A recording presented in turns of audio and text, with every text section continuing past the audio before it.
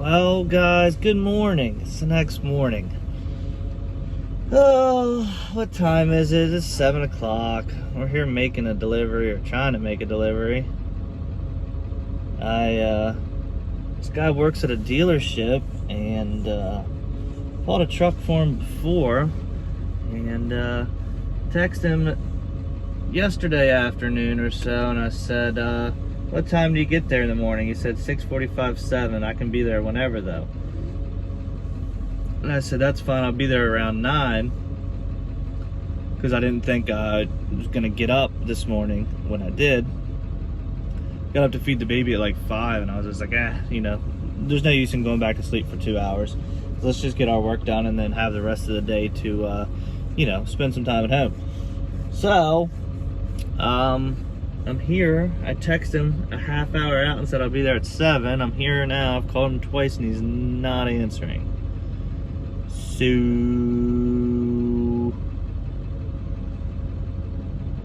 kind of just gonna hang out.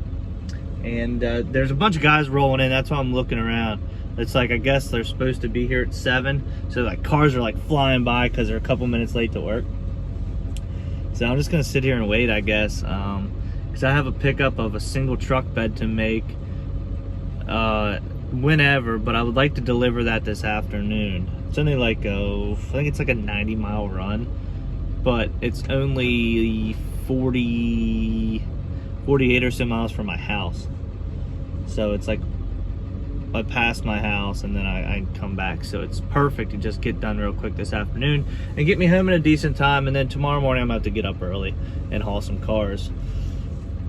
Which, what's crazy is I had the customer, and it's the situation's done with the damage claim, and I called him. Oh, I see my dog right there. I called him and I said, hey, I just want to let you know I talked to Candy at the body shop.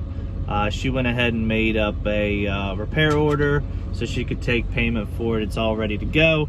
All she wants you to do is call and make an appointment just so she knows when you're coming in so she can write it down. And just like put a note on there that it's already paid for, so, and just in case somebody else picks up the paperwork. And he's like, you know what? He says, you've been great during this whole situation. It kind of sucks the way it happened. And I feel like, I feel almost bad because you're having to pay for this out of pocket when both you and I don't think it was your fault. And I said, yeah, it is what it is, kind of. It's a part of this business and you just got to move on. And he's like, well, I appreciate that, and I hope, this situation brings you some good karma. And I was like, yeah, I could use that. And all of a sudden, I get a call from a gentleman who owns a massive classic car fleet. I'm not going to call him a dealership. He's not a dealer. He's kind of more of a collector or just a buyer and seller.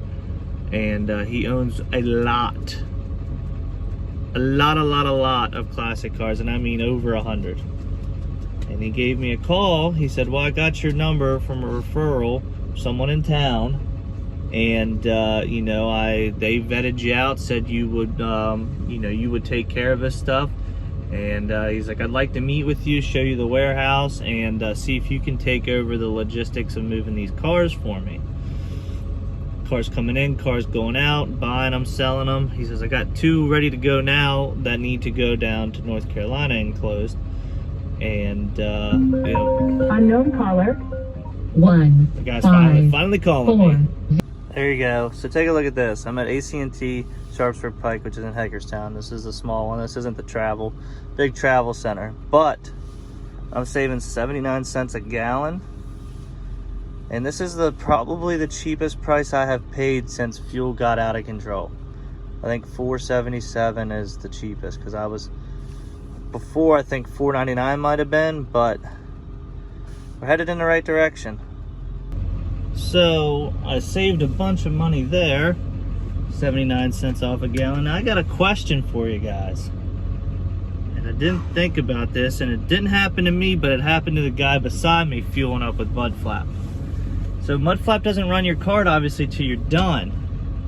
all it does is give you the code which allows you to turn the pump on. He went in to get his receipt and it says insufficient funds, but he's already got the fuel in his truck. So what happens from there? I mean, I guess it'd be like a normal credit card transaction where the bank takes care of it. I don't know. But it took forever because he was holding up the line because they were trying to figure that out. And of course there's, you know, this day and age nobody wants to work, so there's only one cashier working. Well guys, we may have a problem. I think we're overloaded.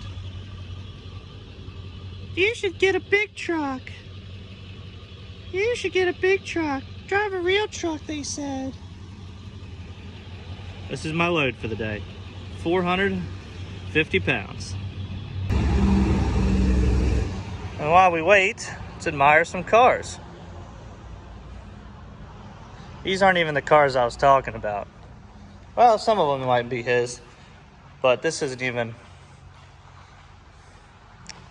what I was doing.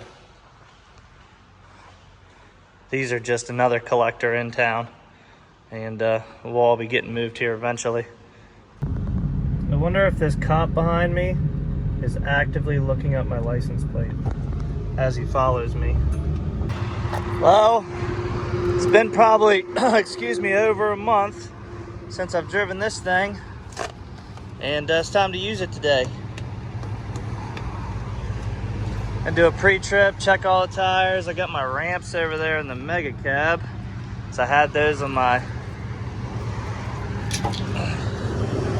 Make sure there's nothing on the deck. Check the fluids in this thing, get it fired up. It's over 100 degrees today.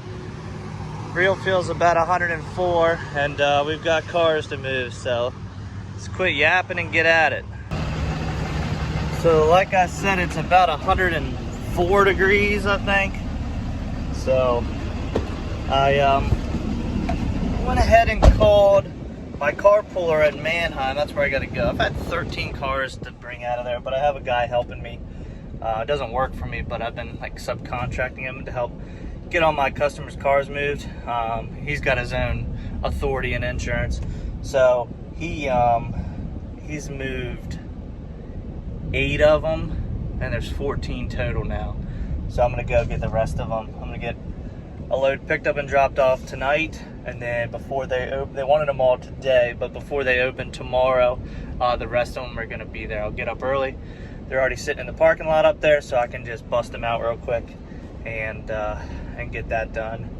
And then maybe have enough time to make a short run I have to do, depending on what time tomorrow, because it's Thursday now, and I'm running thin on energy, so I'd like to be done just after lunchtime tomorrow. So I don't know if this is signs of what's to come or what.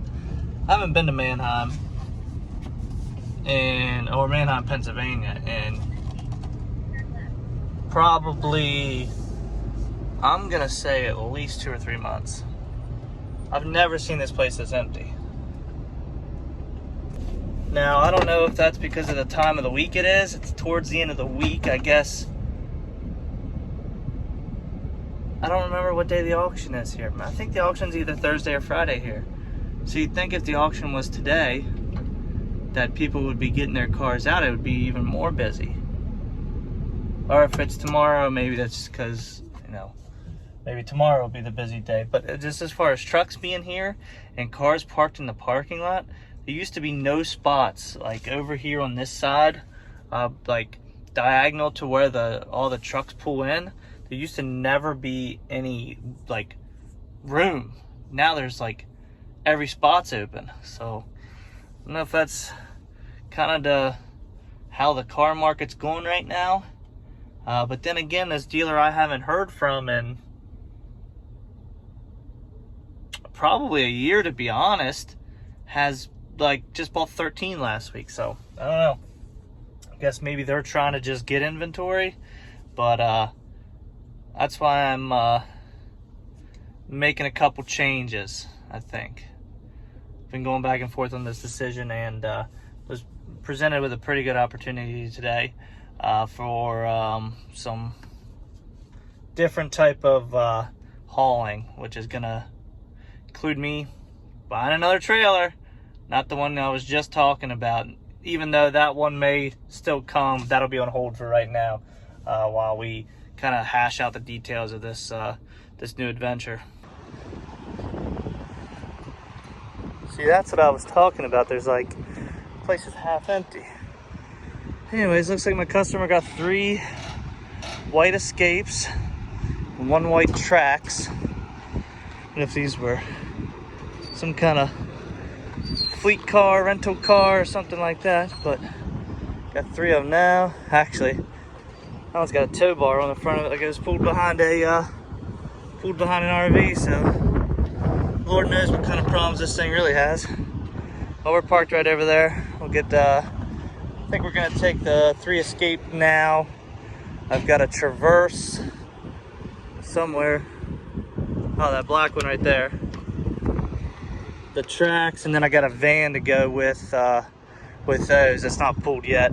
Now, you may ask, what's this business opportunity, Jason? Well, nothing new to me. Can't find how to turn the fan down. Yeah, someone was jamming when they pulled this thing out.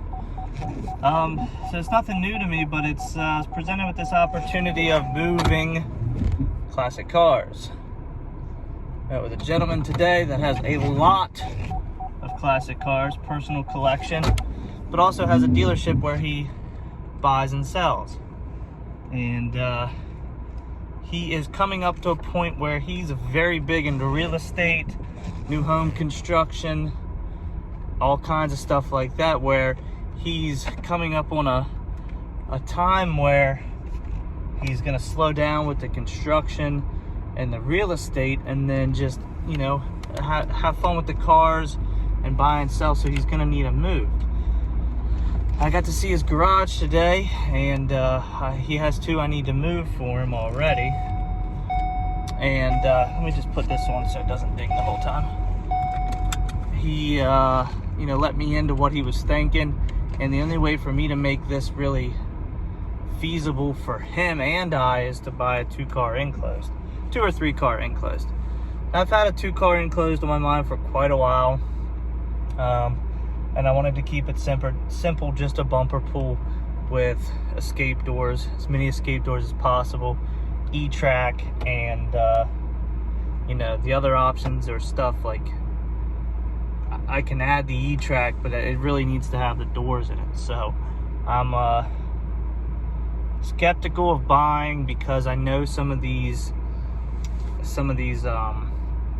enclosed trailers that come from like Georgia and Florida, which is like where they're all made, are kind of cheap.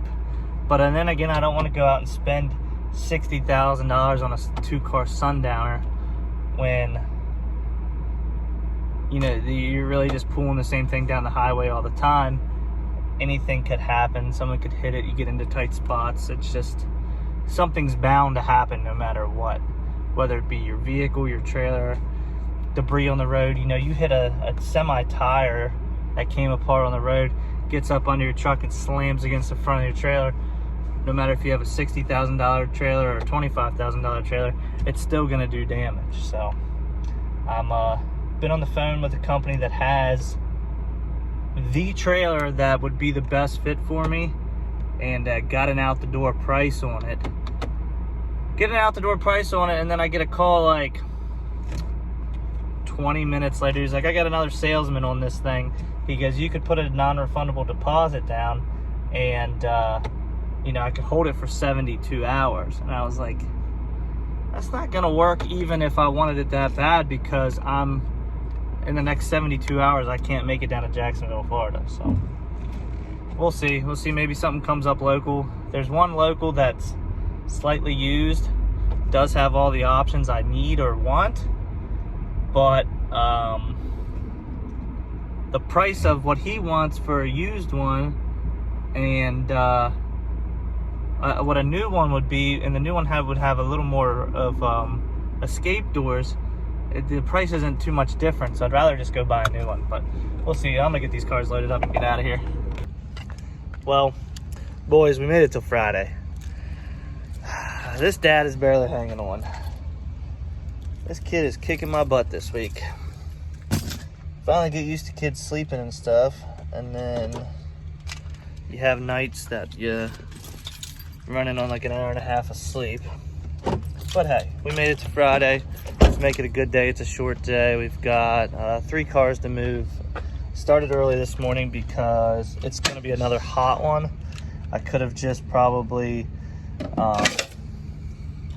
maybe got a little extra sleep after the last time we got him settled, but I don't think that would have you know, I would have been out here in the middle of the day working in this heat, and I think I'd rather get this done and then enjoy the rest of my Friday. So we have 3 cars to pick up, 2 going to one location, 1 going to another location, and we're done for the day. 2 are already pulled out of the auction. I'm standing right beside both of them, but I got to run in here and get a it's like an express van or something. I haven't even looked at the gate pass. Got to run in and get that real quick, pull that out, and strap everything down and get out of here. So I'm driving and I'm like, dang, that's a nice truck. Of course it is. It's Palmetto Yacht. I wonder what they're doing pulling a oh, I see. They're getting reloaded with cars probably. They have all their stands from boats. If you guys don't know who Palmetto Yacht is, have you guys ever watched Shipping Wars? The young couple, Chris and Robbie, that's his company. All his trucks are like 5500s with like 24 5s on it. American Forces on everything. Most of them are blue too. You can see them running up and down 95 all the time, but I guess they use those like low profile goosenecks to load like multiple boats on, because they have a bunch of stands that like set them up, like put one flat on the back and then one up on the neck, kind of sitting up on the neck. So he must be just getting a reload of cars or something just to get back down south.